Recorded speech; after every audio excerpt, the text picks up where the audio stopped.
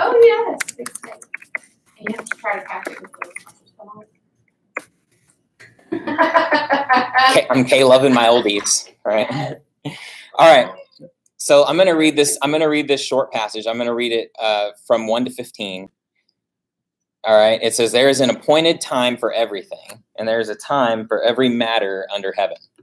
A time to give birth and a time to die, a time to plant and a time to uproot what is planted, a time to kill and a time to heal, a time to tear down and a time to build up, a time to weep and a time to laugh, a time to mourn and a time to dance, a time to throw stones and a time to gather stones. Hear that, Baptist? A time to dance. Wow. A time to embrace and a time to shun embracing, a time to search and a time to give up as lost, a time to keep and a time to throw away, a time to tear apart and a time to sew together, a time to be silent and a time to speak, a time to love and a time to hate, a time for war and a time for peace. What benefit is there for the worker from that in which he labors? I have seen the task which God has given the sons of mankind with which to occupy themselves. He has made everything appropriate in its time. He has also set eternity in their heart without the possibility that mankind will find out the work which God has done from the beginning even to the end. I know that there is nothing better for them than to rejoice and to do good in one's lifetime. Moreover, that every person who eats and drinks sees good in all his labor. That is the gift of God. I know that everything God does will remain forever. There is nothing to add to it, and there is nothing to take from it. And God has so worked that people will fear him. That which is what has already been, and that which will be has already been. And God seeks what has passed by. All right. As a whole, this passage talks about the fact that God controls time. Okay? God exists outside of time. He has established seasons, and he has established appropriate times for every purpose under heaven. Not only has God set up specific seasons for things to happen, he appoints those seasons and causes those things to happen in the times that he has appointed for them to happen. All right? As a side note, I found some of the things on this list really interesting. A time to be born and a time to die. That's pretty obvious, right? A time to plant and a time to uproot. I had to chainsaw some of my shrubs this week, so also pretty obvious. Okay, I found this one really interesting. A time to kill and a time to heal. Solomon suggests that indeed God has ordained an appropriate time to kill. Not murder, but kill. We've talked in here before about there's different words in the original Hebrew language that talk about killing. The Bible talks about killing in times of war or self-defense. Not murder, but killing. You may have seen that meme that talks about how someone on the left would say that if you kill an intruder for breaking in, then you value your stuff more than human life. And then someone on the right might respond with Exodus 22:22 that says if a thief is caught while breaking in and struck so that he dies, there's no guilt for bloodshed on his account. Here's another example, right? We're told in Ecclesiastes there's an appropriate time to kill. Now that's also balanced on the other side of the coin with an appropriate time to heal. Right? So you have to be mature enough and merciful enough and discerning enough to know the difference. There's a time to tear down and a time to build up. Another pretty obvious one. Sometimes one has to precede the other. Those of us who do construction type work might understand that. A time to weep and a time to laugh. We've had our fair share of happy times in this class and sad times. The next one kind of goes with the last one. A time to mourn and a time to dance. The next one's weird. They left it out of the song, I think, for a reason. There's some debate over what it means. Some think that the throwing of stones is somehow a metaphor for physical intimacy, which is very strange, but you can look that up in the commentaries if you want to. It's weird, a little. Very weird, okay? I like you. Right. Well, okay, think about it as like the casting of seed, right? Some think that it's a tactic that was used during times of war, where the Israelites would completely ruin the fields of the enemy by throwing stones all over the field, so it'd be like hard to plow the fields. You can actually see that demonstrated in 2 Kings chapter 3. They actually did that to somebody. They threw stones all over their field. And of course, throwing stones at someone in the Bible is usually not a good thing. It's usually to like kill them. Gathering stones is usually a good thing. It's like to fortify some place or build a house or something like that. So I think there's probably an element of like breaking down versus building up here. There's a time to embrace and a time to shun embracing. That is almost certainly a euphemism for physical intimacy. And there are obvious times when that's not possible. A time to search and a time to give up what is lost. I always have a very hard time determining where the line for that should be drawn, because I always end up exhausted and covered in sweat and most of the time shaking and like dirty. And then I come in with whatever I lost and I'm like, I found it. You know, sometimes I should probably just give up and be like, man, I shouldn't have wasted my time on that. And the next one kind of hits home for me, a time to keep and a time to throw away. I know we have like shoes from like 12 years ago that we don't need, or I just threw mine away from like 12 years I know. I actually just got a new pair of New Balance running shoes, and I looked in my closet and I've got like 10, like all in a row. I'm like, I don't need those. I know. I'm like, I might need like a dirty pair, like one time. All right. A time to tear apart and a time to sew together. Pretty obvious. A time to be silent and a time to speak. You know what it's called when you get the timing wrong for those two things? Putting your foot in your mouth, right? Yeah. The last two are really interesting. A time to love and a time to hate. I thought we weren't supposed to hate anybody. Well, I heard a sermon that hating somebody is just loving somebody less than God. You're supposed to put God first. Wow. That was the sermon. Look, I just love you. you don't, That's why I read that book so fast. I don't think Solomon is saying there's a time to hate somebody. Something. You can hate a sin. You don't necessarily have to hate the sinner, right? To hate the sin that they're doing. True. That's what I think. I think you can hate situations for sure. Yeah. Of course, you're either somebody. A time for war and a time for peace. So important. Probably not all that controversial, but people, you know, I think sometimes people don't understand that there is an appropriate time for war. I think we should pursue peace if we can, but I think there's absolutely a time to fight back. Some people won't ever see peaceful people. Well, there's times in the Old Testament where God has asked, sent people in for war, and they never even knew it was coming. You know, like King Saul, perfect yeah. example. I mean, there was no revoking. Go But kill all God those said, heathens. This is going to be your land. This is going to be this. This is going to you go drop them out. You know. There are appropriate times. God has established those times. You have to be discerning enough. But the thing is you don't get to decide it. God has decided it. That's why I think that Solomon says the beginning of wisdom is the fear of the Lord. You know, the fear of the Lord is the beginning of wisdom. You have to order your, and you know what? It jives with what Jesus says, because Jesus, like, who is the wise man? The one who built his life on the rock, right? And that's the word of God. It's the same thing. And so I think that the key here in determining when is the appropriate time to do these things is, what does the Bible say is the appropriate time? In both cases. All right. So all of these, okay, so Solomon gives us this list, right? All these like times and timings and stuff like that. And then in verse 9, he asks this question: what benefit is there for the worker from that in which he labors?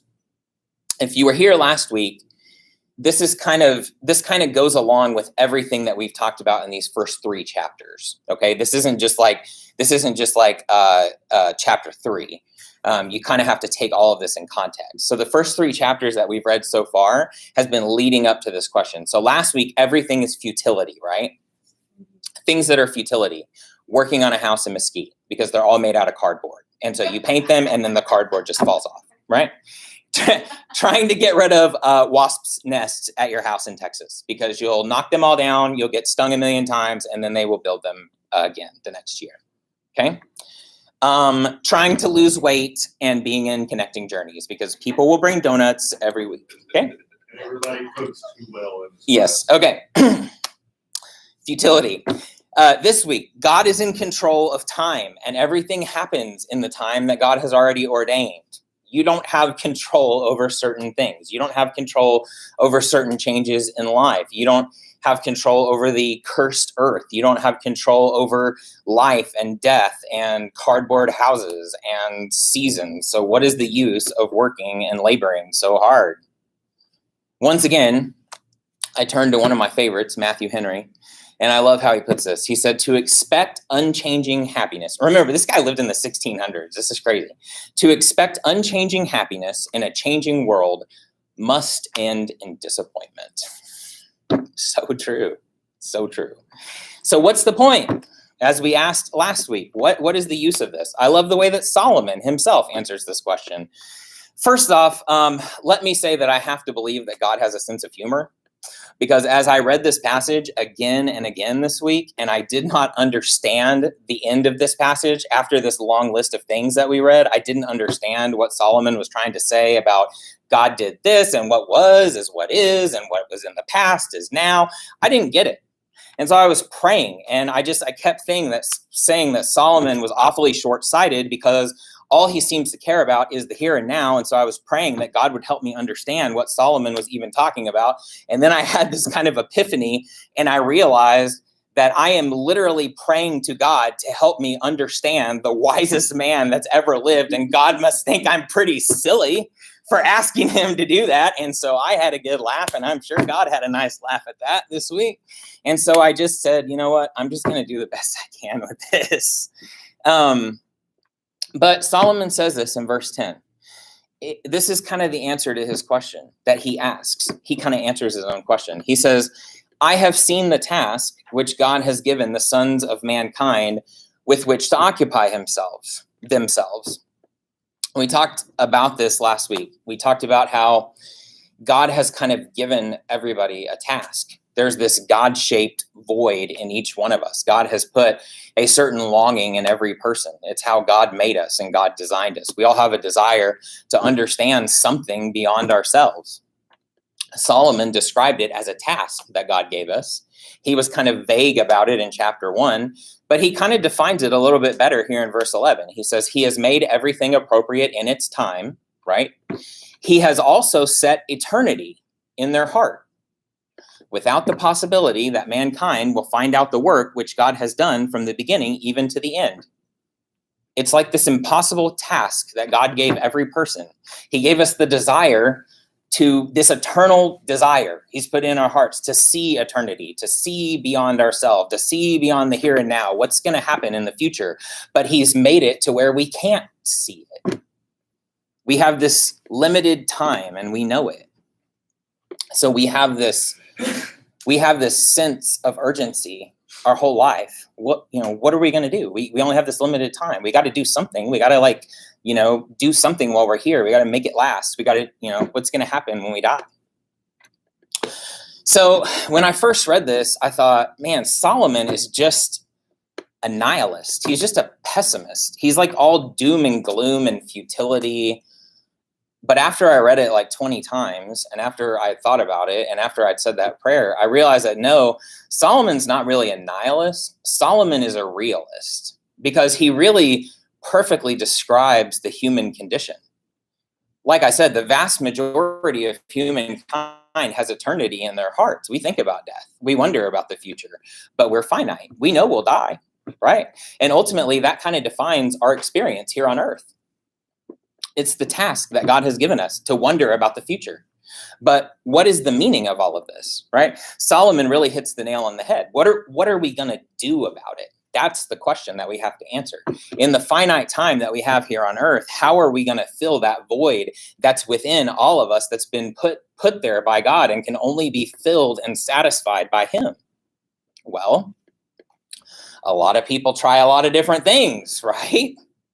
Solomon, the wisest man who ever lived, and arguably one of the richest, tried a lot of things. He was a king. He had all the money.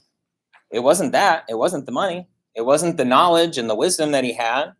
It wasn't the pleasure. It wasn't all the concubines that he had. It wasn't alcohol. It wasn't work. It wasn't palaces. It wasn't all the building projects that he occupied himself with. It wasn't these massive gardens that he wanted. He actually says that after he did all that stuff, he hated his life. He literally says he hated his life. I was talking to my dad a couple of weeks ago because he's got these great grand plans that he wants to build. And I was talking about Ecclesiastes, and we got into it, talking about all this stuff he wants to do. And I said, man, Solomon had all these great plans, and he did them. And he said he hated his life. And I was like, all this stress and all this, I don't want to hate my life, Dad. He's like, I don't want you to hate your life, son. That stuff did not satisfy Solomon, okay? He referred to all this stuff as futility. But listen to what he says in verse 12 regarding ultimate success in life. This is what Solomon's wisdom is regarding success. He says, I know that there is nothing better for them, meaning humanity, than to rejoice and do good in one's lifetime. Moreover, that every person who eats and drinks sees good in all his labor. That is the gift of God. So as far as living an enjoyable life, more than money, more than palaces, more than physical pleasure, all the eye candy that you could desire, Solomon's ultimate take, the man who had it all, is that if you just end up doing some good with your life and seeing some good out of all the work that you do, there's nothing better than that. That's it. So Amanda and I have been watching this show. How many of you guys have seen Top Gear? Not the stupid American Top Gear, the proper British Top Gear. Yes. Okay, thank you. Jeremy Clarkson. Yes. Okay. Have you seen it? No. Okay. It's amazing. It is amazing. There's these three British guys. They're auto writers in Britain. They critique cars, okay? And I'm not talking about like Honda Accords. I'm talking like Pagani Zondas. I'm talking Ferraris, Lamborghinis. They're like the lifestyles of the rich and famous, but for cars, okay? These guys are the best, okay? And they drive these cars, and they had this show where they do challenges like in Europe. It's incredible, okay? Love these guys. Super addicted to the show. Jeremy Clarkson, notorious loudmouth, gets kicked off the show. Very funny. He's in his 60s. He kind of reminds me of my dad, honestly. Has a show right now on Amazon Prime called Clarkson's Farm. Got sick of all the stuff that he was dealing with. This guy is very famous and has all the money, but he's British, and so not everybody knows him in America, okay? Has a farm, bought this 110-acre farm in Britain, okay? Goes on the farm, knows nothing about farming, buys a Lamborghini tractor, okay? The original tractor. Oh, yeah, they started with tractors, right? Okay. He buys it. Everybody makes fun of him for having a Lamborghini tractor, okay? He does all the stuff. It's 7 episodes, I think, of how he learns how to be a farmer. It's very endearing. He fumbles around, messes everything up, but eventually he gets a harvest and he raises lambs and all this stuff. It's great.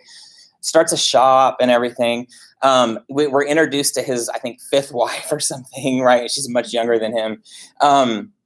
But at some point he says the lambs are born at some point, and he has like 50 lambs. Like they're all born on the same night. And at the very end of the show, he says, that was the happiest day of my life ever, working, ever. And you have to understand, I watched 4 years of this man driving every car I've ever wanted to drive, doing nothing but fun stuff, never working, ever, not working at all, Abusing cars. just having fun. Yeah, driving Lamborghinis in donuts. The best day of his life was when all the lambs on his farm were born. Okay. He disclosed at the last episode that he made a grand total on his farm of $140 of all that work. $140.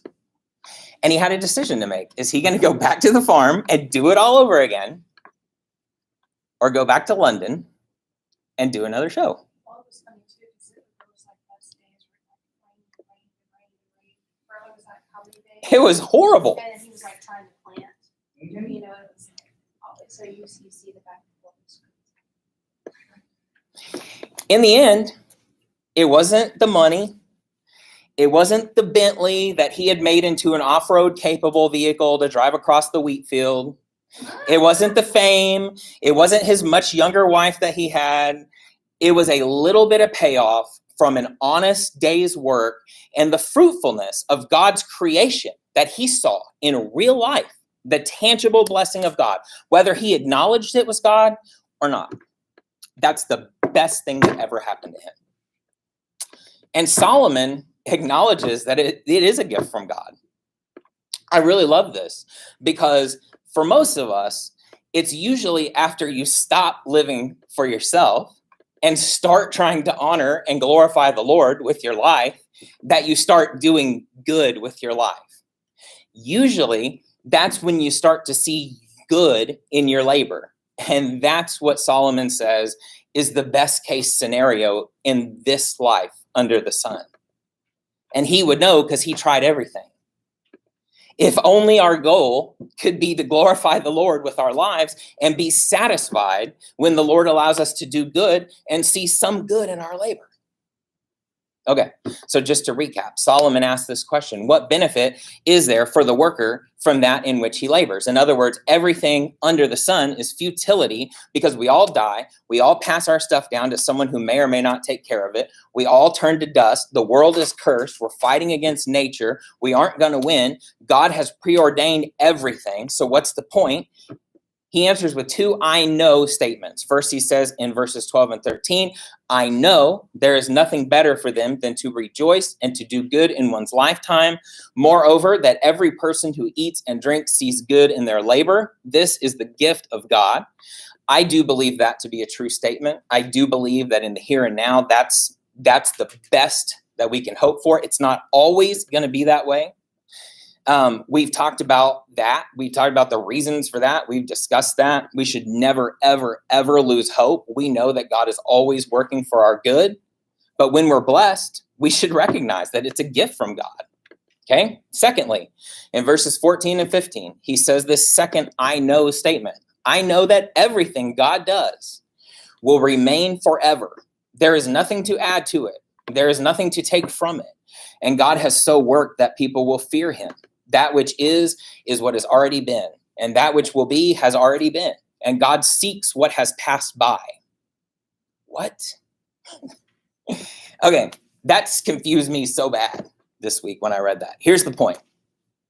We exist, human beings exist within the confines of time. God doesn't.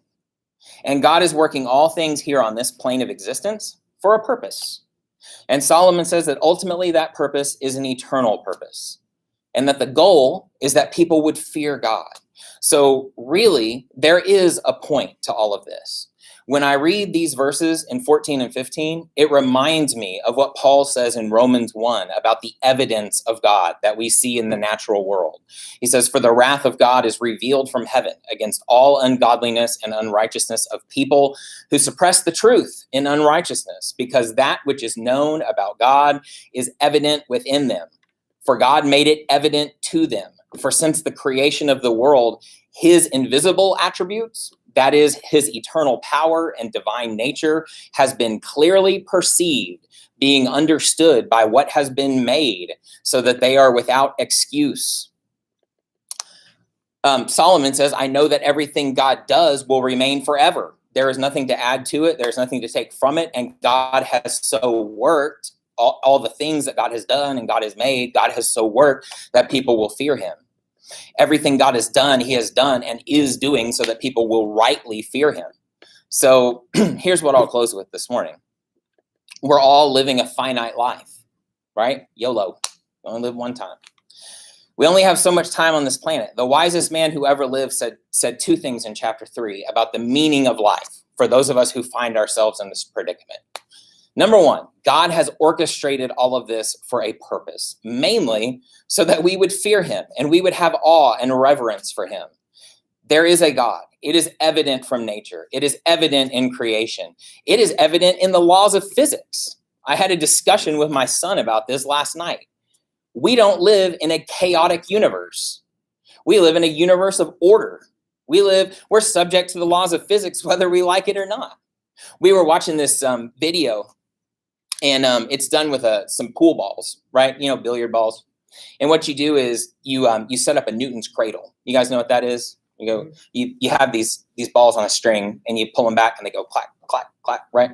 Well, you take these pool balls, you put them on a string, you put them at different heights, right? You take all the balls and you take a piece of wood and you push them to the side and you let all of them go.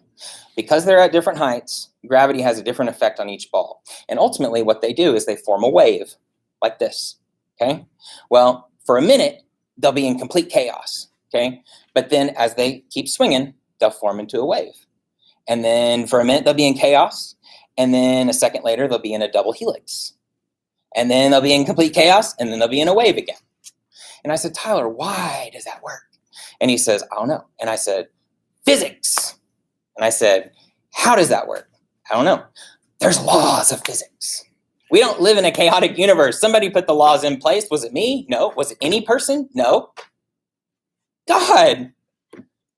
Somebody had to. It doesn't just happen by accident. He gave somebody the knowledge to be able to write those laws down. Right. Yeah. Newton, he gave It was Newton a- it was a enough heir- knowledge. It was a heretic to the Catholic Church. And he's also revealed himself to us in his word, right? If we take him at his word, then we will be held accountable for what we do in this life. The wisest thing that we could do in this life is fear the Lord. Solomon figured this out. He said that's the beginning of wisdom. The wisest thing we can do is believe in Jesus for our salvation. There's only one way to pass out of judgment and into life. That is through faith in the death of Jesus as sufficient atonement for your sins. And secondly, submitting your life to his lordship as the resurrected Savior. That's it. Number 2, take Solomon's word for it. Take his word for it. You won't find satisfaction in the material things of life. It's not there. If it was, Solomon would find it. If it was, Jeremy Clarkson would find it. I promise you, he would. The best case scenario is to do good. See some good in your labor. Watch all the little lambs being born. That's it. Be happy. That is God's gift. And then when you do, acknowledge that gift. Give him praise for that. Give him glory for what he's done in your life. And that's it. That's it. That is the secret to happiness, defined by the wisest person that's ever lived and written down by God for you. All right. That's all I got. I'm going to close this stream out and we